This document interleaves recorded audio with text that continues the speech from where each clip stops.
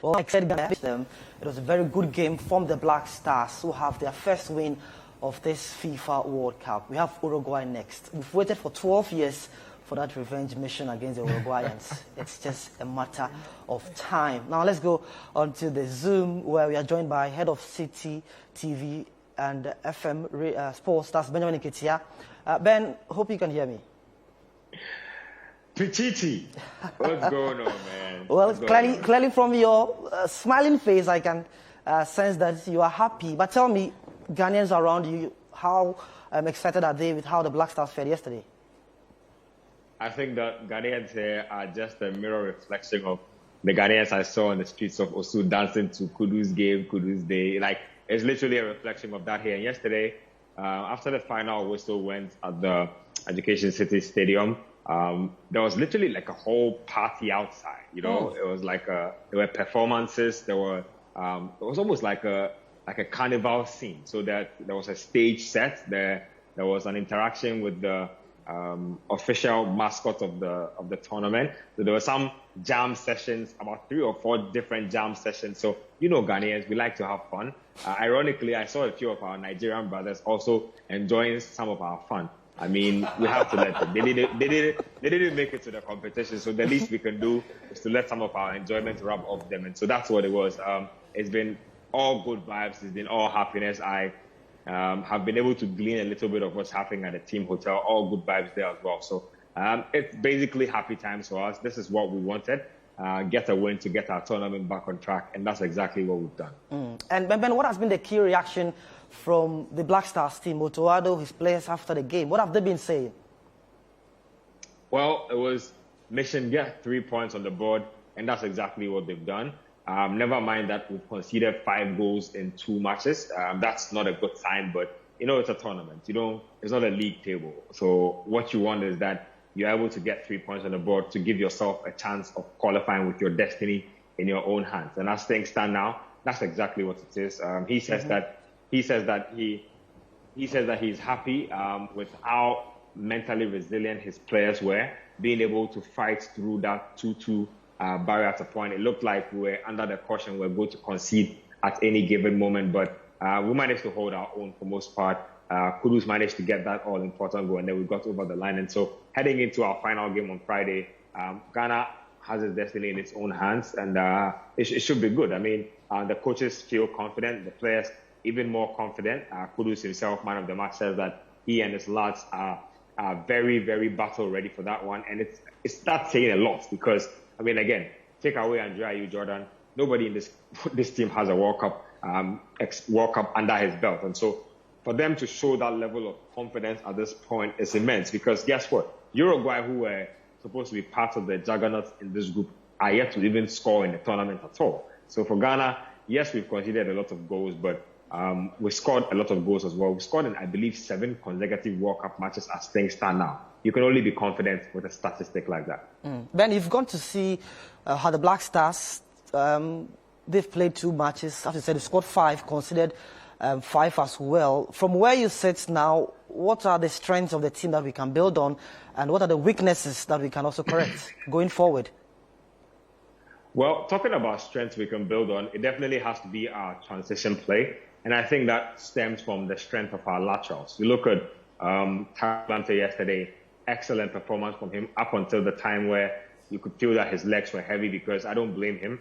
He was getting doubled up on a lot on that particular flank. He was not getting any help from Mohamed Kudus, who was concentrating on the attacking third. I think that Andrea Ayew could have also put in a shift on that side because if you look at the opposite side of the divide, you had Gideon Mensah, who was ably assisted by Jordan Ayew the entire game. Now, I think that part of the reason why Gideon had such a good game and why Jordan also has such a good game was that they complemented each other really well. They communicated really well. There were times when I could basically hear them talking to each other on the overlap, on the cover up. It was just a thing of beauty to watch generally. And our laterals have helped us to create. Gideon created the 3rd goal. I think that was good. We saw another goal come from Jordan on the wide side at the cross that came in and helped us out. If you look at even the right side of things, Tariq getting his full run out, but Ali Dusedu, who played the game before him, was pretty solid as well. And so, yes, I think our laterals have been very positive. I look at Salis, and I think he's gone about his duties very quietly but very efficiently as well. He looks like somebody who's been playing in our national team forever. For what it's worth, I think that if he manages to get a few more games under his belt, he and Partey will form a very formidable partnership in the heart of midfield for us. I want to talk about Mohamed Kudus, because how can I not talk about Mohamed Kudus? This is his first major tournament. I think most people forget this. This is his first major tournament, and it just takes me back to the AFCON where he was injured, and every 6 hours or 12 hours we would hear news that Kudus had been released by Ajax and he would join the team midway. And some journalists kept asking themselves that, why are we trying to rest our tournament hopes on a 20-year-old? Because this man is too young for us to be resting our heavy burden on him. But I mean, he's come to the tournament. He's already provided an assist and 2 goals, and he's shown that the big occasion means nothing to him. I mean, it's his world, and we are literally just living in it. So I think that Mohamed Kudus has been absolutely brilliant. His price tag has just shot through the roof. I'm sorry for Frank Lampard and his people, but I don't think they can even afford him at this point. There will be bigger suitors. There will be bigger fish in the ocean. And I feel that as far as Mohamed Kudus is concerned, he can only get better for Ghana as the tournament progresses. We'll touch on the team's weaknesses as well. We've spoken about the strength, but let's talk about Iñaki Williams. Yeah. Well, he miscued the 3rd goal. Susu says it was a dummy, but sum up what you saw from Iñaki Williams as well. Yes, you talk about weaknesses in the team. First off, let me talk about our slow starts to games. Look, we were literally under a lot of pressure in the first 20 minutes. I held my breath every time the ball came close to us, because I was literally just behind the goalpost of where Ghana were defending in the first half. And I thought on a number of occasions that Son was going to strike or somebody was going to score, because we were under so much pressure. We kept giving the ball away too many times. We gave the ball away in too many dangerous positions. I also feel that our tackling has not been great, especially in the final third of the pitch. We lose every 50-50 ball. It's not good enough as a team. When you come to pressing, I feel that our pressing should start from the top. And for all it is worth, I think that's what Iñaki has been actually great at. He's the only person who looks like he's pressing from upfield, and that's not good enough. And you know what it is about pressing in football. If it's just one player isolated pressing, you will literally expose everybody else, and the rest of the team will be let down. And so for Otoado, I expect him to go out there and try to uniform out the press a little more. You need your, if there's anybody in that front line that cannot press, he needs to go to the bench, because that game against Uruguay, it probably might be Ghana's biggest game in the last 15 to 20 years. It's a big game for us. And let's not say that if we don't make it out, we have overachieved and whatnot. We have come close to this. Look, Uruguay, our next opponent, is 5 already. We came close to drawing level with Portugal. We beat in South Korea. There's nothing to show that we cannot beat the Uruguayans, but they're not going to come on a silver platter. They know that we've considered 5 goals as well. We're a vulnerable team. And so I want to see more pressing from up the field from our players. Our players need to put in a lot more effort up there. And then one thing, again, dealing with crosses and dead balls has been atrocious in this competition. If there's any team that is primed to punish you, it is Darwin Nunez and Edinson Cavani. Sebastian Coates, Diego Godin. Uruguay have a big team. I mean, even the guys who are not too tall in that team have a lot of leap in them. They have a lot of timing in them. There's a lot of aggression out there with the Uruguayans. And so it's one of those things that I expect that within now and on Friday, we will probably do some serious set-piece defending. It's not been our greatest forte so far. Brazil scored multiple set-piece goals against us. Korea scored twice against us in the space of about 4-5 minutes. And so these things are glaring. They put themselves out there in front of you. If you don't deal with them and they come back to haunt you, you only have yourselves to blame. And so I think that the script writes itself for Otoado and his charges. Go out there and actually, I mean, figure out how to defend these set pieces, because our next opponents will look to exploit our weakness. Do we know what the Black Stars will be doing, the itinerary between now and the Friday game? Well, it varies from time to time. I mean, they release the itinerary on a daily basis. Today, I expect them to have a recovery training session.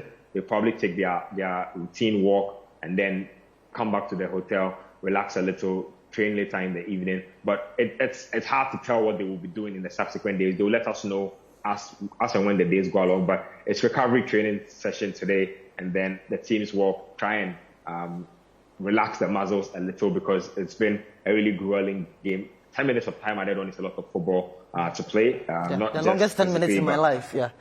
Exactly, but mentally as well. And so you know what it is. The guys need to recover. They need to just take some time to blow off some steam from the intensity of the games that has been played. And then I'm sure that as the days go by, I can update you on precisely exactly what to do. And before we let you go, speaking of Uruguay on Friday, how do you think, what would be the best approach to that game? We are ahead of them on the league table. We have 3 points. Uruguay has just a point. The worst for the Black Stars will be at least a draw. Barring other results involving Portugal and South Korea on the final day, we can be through. What do you think would be the best approach for the game against Uruguay on Friday? Well, the first thing is, let's stop this talk about getting revenge against Uruguay, because I don't think it's a revenge mission. It's a revenge mission. No, it doesn't. Put yourself in that mentality. You won't play the game the way you have to play. It doesn't work for you, because you know why? I think that when it comes to mentality, they are stronger mentally than we are.